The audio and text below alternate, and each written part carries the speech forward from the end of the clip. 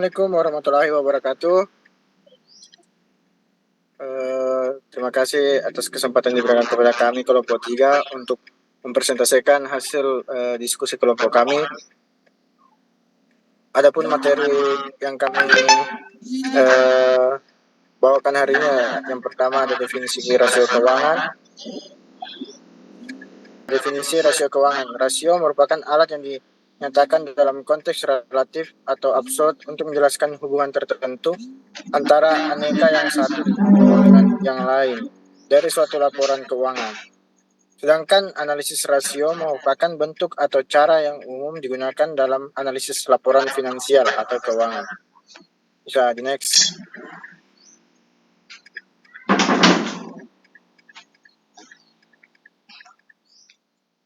Mungkin bisa di next. Definisi rasio keuangan. Rasio dapat dihitung berdasarkan laporan keuangan yang meliputi balance sheet atau neraca yang menunjukkan posisi keuangan perusahaan pada suatu periode tertentu, dan income statement atau laporan laba rugi yang merupakan laporan operasi perusahaan selama periode tertentu. Baik, selanjutnya saya serahkan kepada pemateri kedua untuk melaporkan materinya.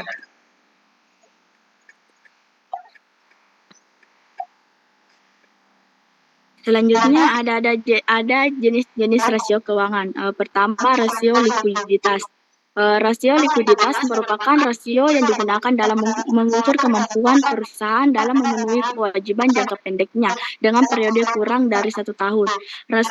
Rasio likuiditas untuk menghitung dalam menentukan tingkat likuiditas perusahaan digunakan 4 rasio, yaitu current ratio. Current ratio atau rasio lancar adalah rasio yang digunakan untuk mengukur kemampuan perusahaan dalam membayar kewajiban jangka pendek atau utang yang segera jatuh tempo pada saat penagihan.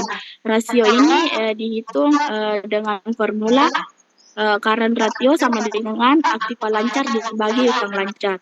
Kedua, cash ratio. Cash ratio atau rasio cepat adalah rasio yang menunjukkan kemampuan perusahaan dalam memenuhi dan membayar utang lancar dengan menggunakan aset lancar perusahaan tanpa memperhitungkan persediaan. Rasio ini dihitung dengan formula current ratio sama dengan aktiva lancar dikurang persediaan dibagi utang lancar. Ketiga, cash ratio. Cash ratio atau rasio kas adalah rasio yang digunakan untuk mengukur seberapa besar jumlah uang kas dan bank tersedia untuk membayar utang. Rasio kas dihitung dengan menggunakan formula sebagai berikut. Cash ratio sama dengan kas tambah setara kas dibagi utang lancar. Yang terakhir, working capital to total asset ratio. Working capital to total asset ratio adalah rasio yang digunakan untuk mengukur atau membandingkan jumlah antara aktiva lancar dan utang lancar dengan keseluruhan total aktiva. Rasio ini dapat dihitung dengan formula sebagai berikut. Working capital to total asset ratio sama dengan aktiva lancar ditambah utang lancar dibagi total aktiva. Selanjutnya saya serahkan kepada moderator. Baik, saya serahkan kepada pemateri yang ketiga untuk memaparkan materinya.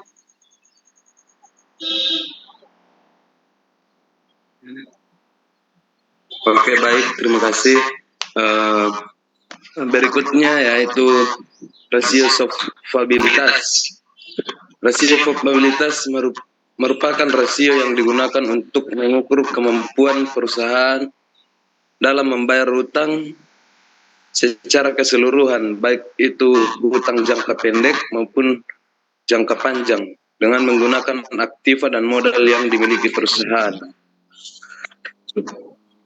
Kemudian, untuk menghitung dan menentukan tingkat solvabilitas perusahaan digunakan 3 rasio, yaitu yang pertama, total debt equality ratio atau DER, total debt equality ratio atau DER.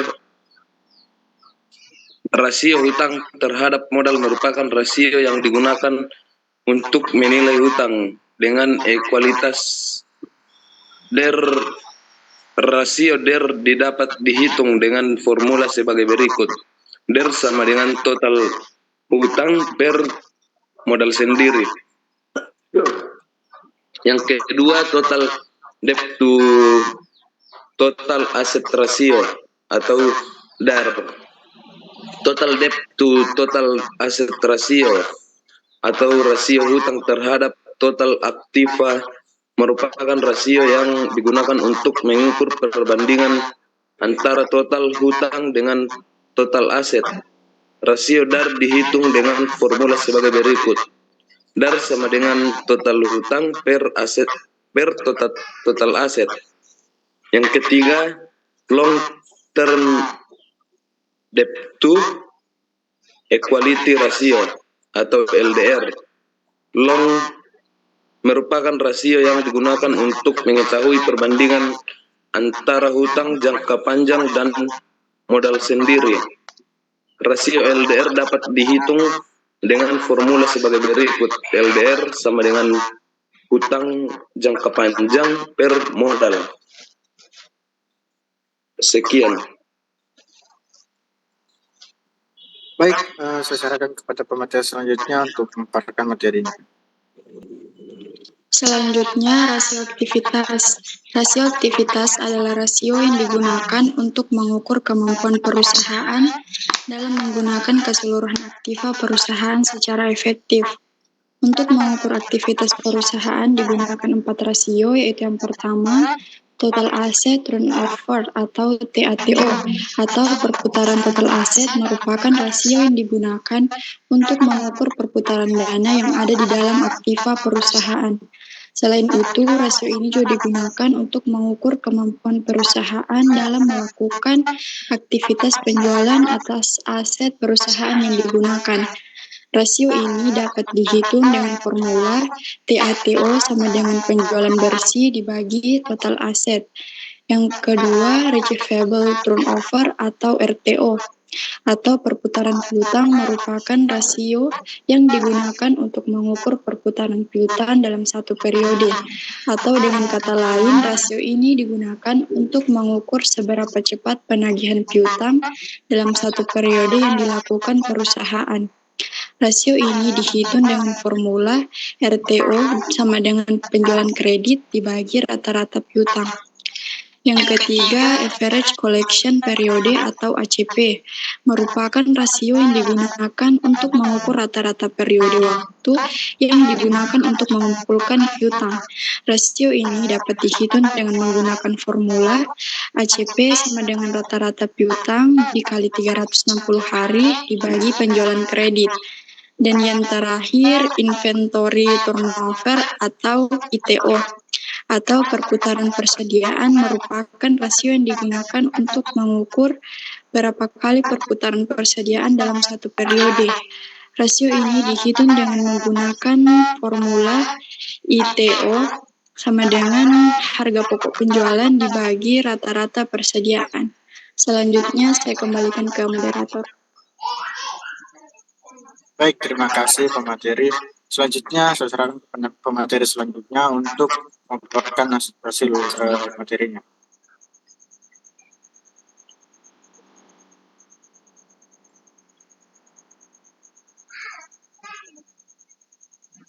Baik, selanjutnya rasio profitabilitas. Rasio profitabilitas adalah mengukur seberapa besar kemampuan perusahaan dan keuntungan atau profit.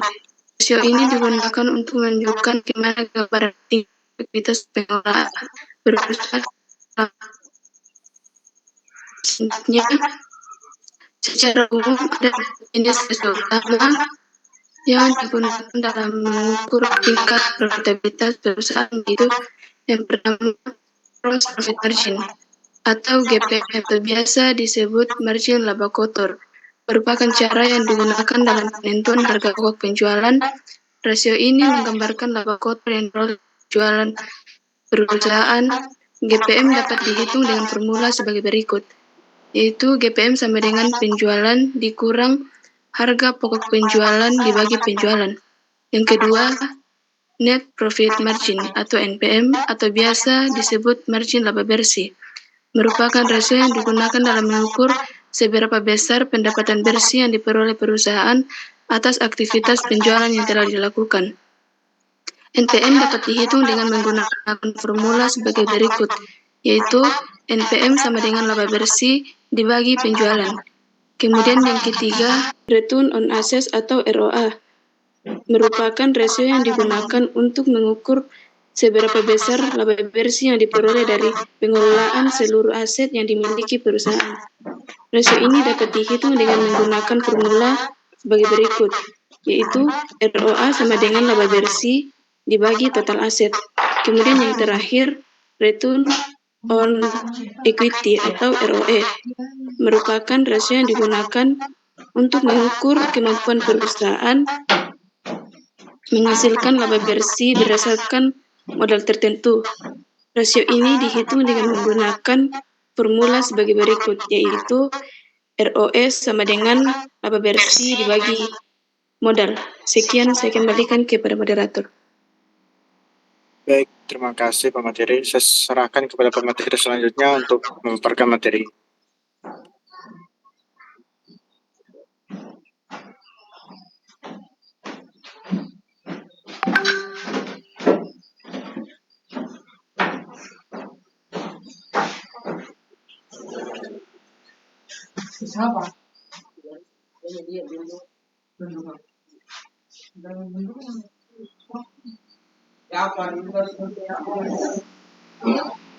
Pada saudara Rian, saya persilakan. Oke, terima kasih moderator. Selanjutnya kita akan bahas contoh soal dari rasio likuiditas. Terdapat contoh soal dari PT Maju Jaya memiliki data keuangan sebagai berikut, bisa lihat di PPT. Nah, selanjutnya kita akan menghitung 4 dari rumus-rumusan tersebut. Lanjut di PPT selanjutnya. Next.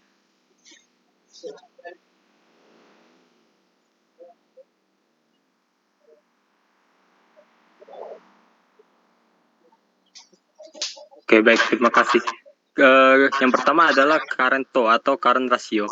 Dengan cara kita menghitung aset lancarnya, yaitu kas ditambah piutang usaha ditambah persediaan. Kas senilai 100 juta ditambah piutang usaha 200 juta ditambah persediaan 300 juta menghasilkan 600 juta. Lalu kita akan hitung liabilitas lancarnya, yaitu dengan cara kita menghitung utang usaha ditambah utang bank jangka pendeknya dengan senilai 400 juta dari utang usaha ditambah dengan 100 juta dari utang bank jangka pendek menghasilkan 500 juta. Lalu selanjutnya kita akan menghitung current rasionya dengan cara kita membagi aset lancarnya dibagi dengan liabilitas lancar, yaitu senilai 600 dibagi 500 menghasilkan 1,2. Nah, dari hasil tersebut kita dapat menganalisis current rasio 1,2 ini menunjukkan bahwa PT Maju Jaya memiliki aset lancar 1,2 kali lebih besar dari liabilitas lancarnya. Ini mengindikasikan bahwa perusahaan memiliki kemampuan yang cukup baik untuk melunasi utang jangka pendeknya. Selanjutnya,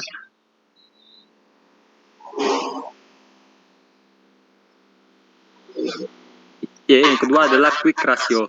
Dengan cara kita menghitung quick asset, yaitu aset lancar dikurang persediaan. Aset lancar senilai 600 juta dikurang persediaan senilai 300 juta menghasilkan 300 juta.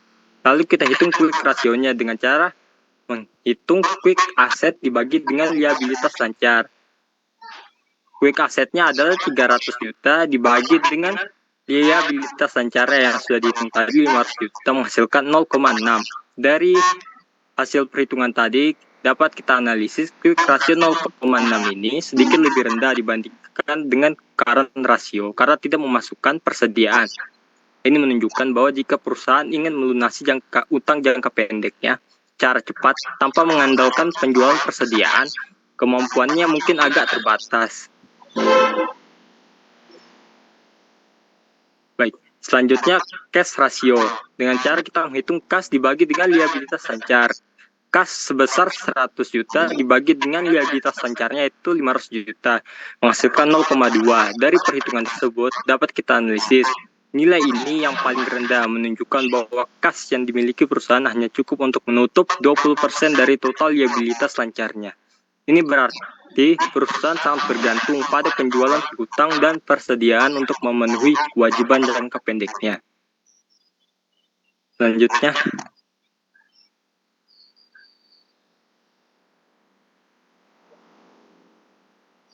oke, yang terakhir di rasio likuiditas adalah working capital to total asset ratio.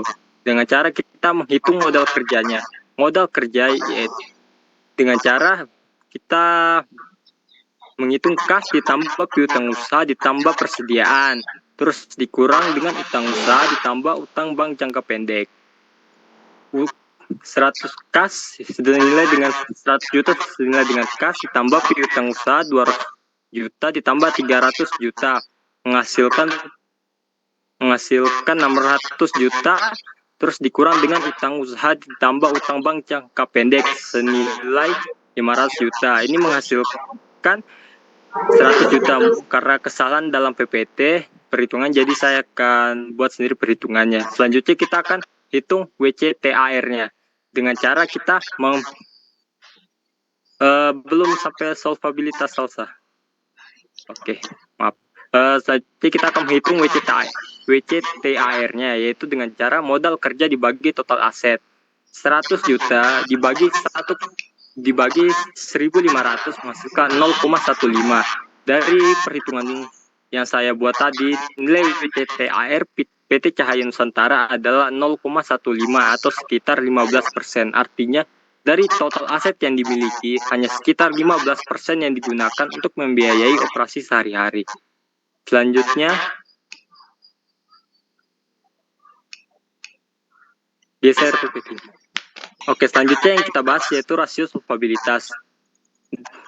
Contoh soalnya adalah PT Harapan Jaya memiliki data keuangan sebagai berikut yang tertera di PPT-nya. Kita akan menghitung 3, yaitu debt to equity ratio, debt ratio, dan long term debt to equity ratio. Mohon digeser PPT-nya, Salsa. Oke, baik, terima kasih. Yang pertama kita akan menghitung debt to equity ratio dengan cara kita menghitung total utang dibagi ekuitas, yaitu 1.500 dibagi 1.200 menghasilkan 1,25. Dari perhitungan tersebut dapat kita analisis nilai ini menunjukkan bahwa setiap rupiah ekuitas perusahaan memiliki utang sebesar 1,25 rupiah. Nilai ini mengindikasikan bahwa perusahaan memiliki tingkat utang yang cukup tinggi dibandingkan dengan modal sendiri. Selanjutnya,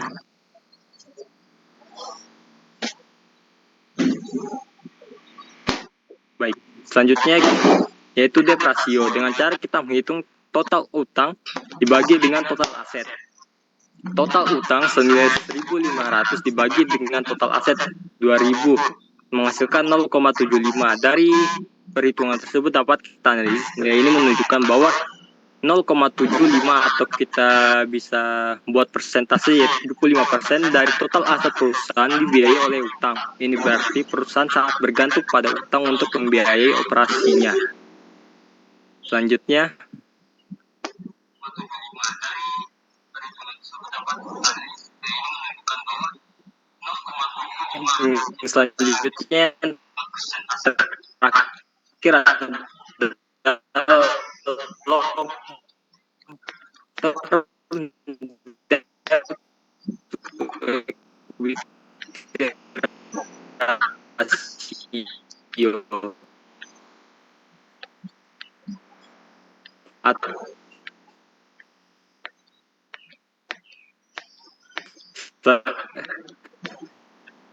yaitu LDR sama dengan hutang jangka panjang bagi ekuitas.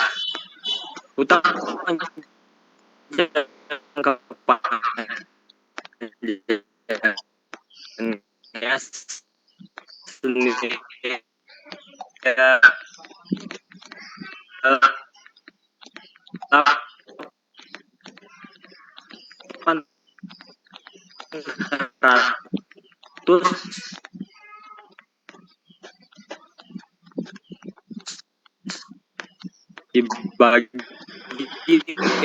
ekuitasnya itu 1.200.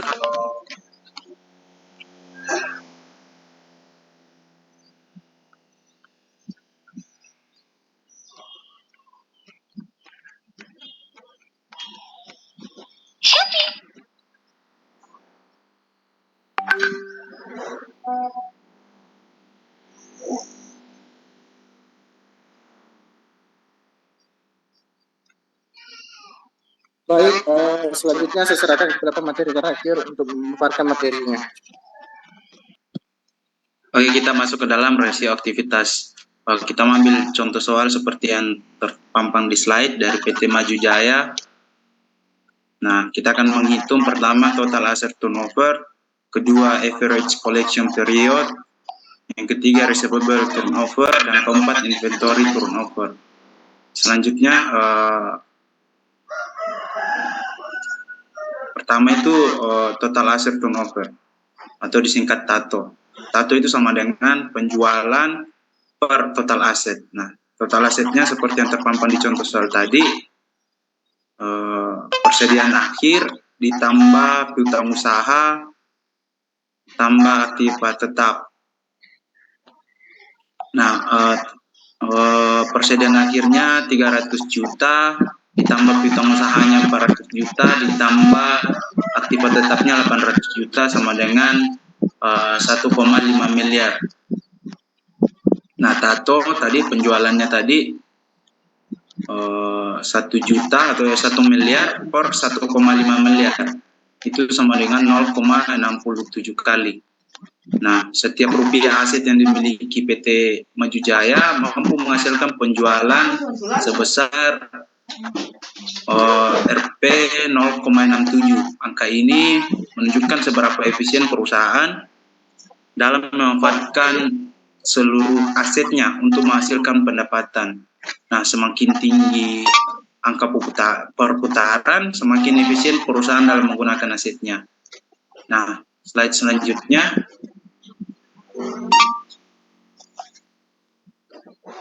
Yang kedua itu average collection period atau disingkat ACP. ACP itu rumusnya sama dengan piutang usaha per penjualan dikali 360 hari. Nah, piutang usaha dari PT Maju Jaya tadi 400 juta per penjualannya 1 miliar dikali 360 hari dengan 144 hari. Nah, ini bisa disimpulkan rata-rata pelanggan PT Maju Jaya membutuhkan 146 hari untuk melunasi utangnya. Angka ini bisa dibandingkan dengan rata-rata industri atau kebijakan kredit perusahaan. Nah, dapat disimpulkan jika angka ini terlalu tinggi, bisa jadi ada masalah dalam proses penagihan atau kebijakan kredit yang terlalu longgar. Yang ketiga, yang selanjutnya, yaitu receivable turnover atau disingkat RTO. RTO itu rumusnya sama dengan penjualan kredit per rata-rata piutang usaha. Nah, kita hitung dulu rata-rata piutang usahanya. Itu rumusnya piutang usaha awal ditambah piutang usaha akhir dibagi 2 atau per 2. Nah, piutang usaha awalnya 200 juta, piutang usaha akhirnya 300 juta dibagi 2 sama dengan 257 juta.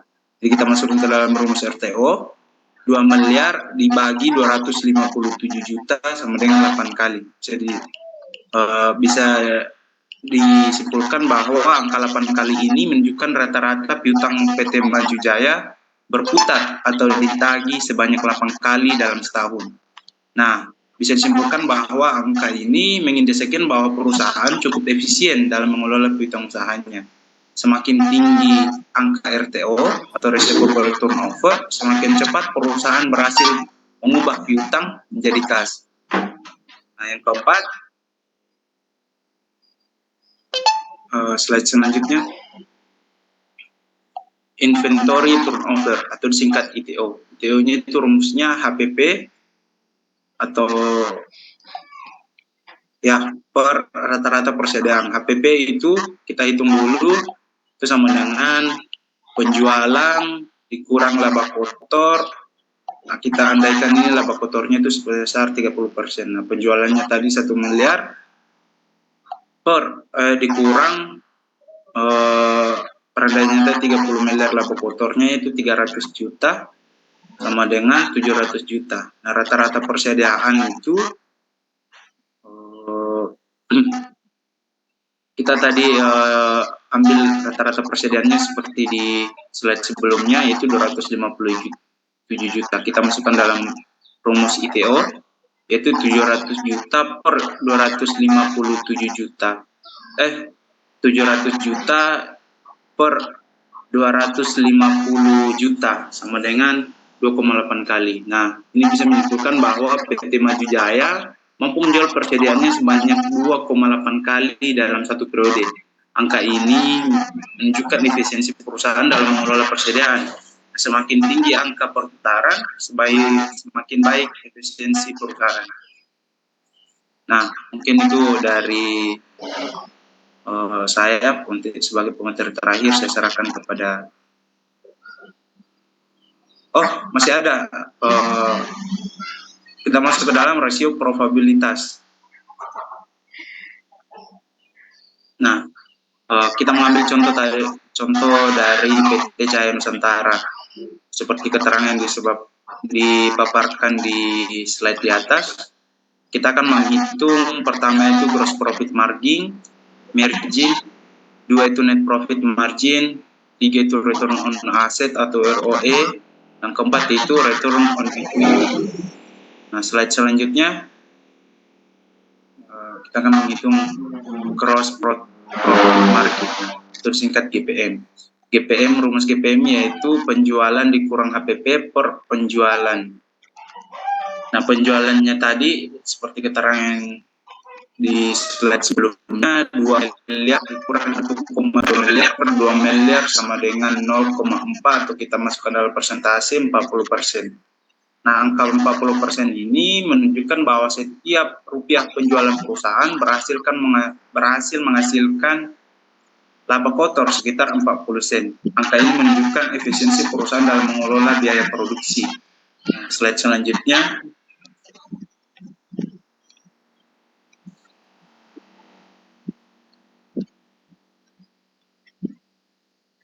Nah, kita akan menghitung net profit margin atau NPM. NPM itu rumusnya sama dengan laba bersih per penjualan. Nah, kita hitung dulu laba bersihnya. Rumusnya itu laba sebelum pajak dikurangi pajak. Nah, laba sebelum pajaknya 600 juta dan dikurang pajaknya 100 juta sama dengan 500 juta. NPM itu kita masukkan laba bersihnya 500 juta per penjualan yaitu 2 miliar, dia menghasilkan 0,25 atau masuk ke dalam persentase 25%. Nah, angka 25% ini menunjukkan bahwa dari setiap rupiah penjualan, perusahaan berhasil menghasilkan laba bersih sebesar 25% setelah dikurangi semua biaya. Angka ini menunjukkan probabilitas keseluruhan perusahaan. Selanjutnya, return on asset atau ROE. ROE itu rumusnya sama dengan laba bersih per total aset. Nah, ROE-nya sendiri 500 juta dibagi per total asetnya 2,5 miliar menghasilkan 0,2 atau 20%. Nah, angka ROE sebesar 20% menunjukkan bahwa setiap rupiah aset yang dimiliki PT Cahaya Nusantara menghasilkan laba sebesar 20%. Nah, angka ini mengindikasikan seberapa efisien perusahaan dalam menggunakan asetnya untuk menghasilkan keuntungan. Nah, yang terakhir, slide selanjutnya.